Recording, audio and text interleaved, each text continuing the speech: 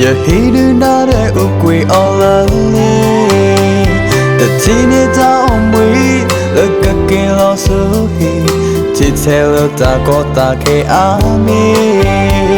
You dip along the way, do that ukwe all alone.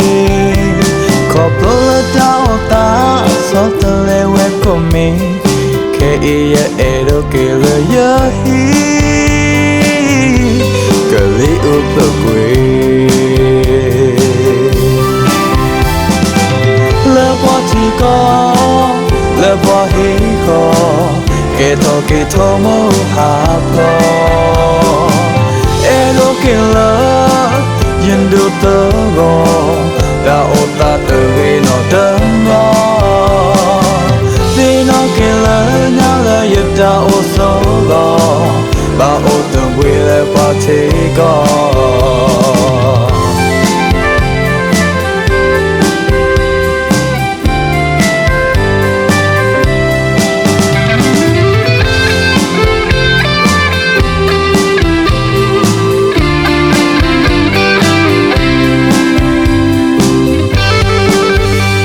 You ain't okay,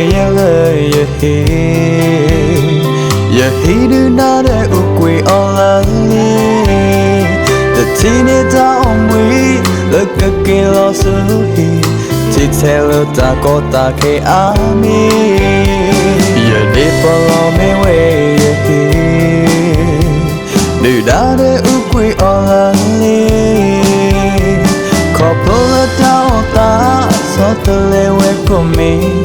K.E.A. Edo Killer, you're here. Girlie up the way.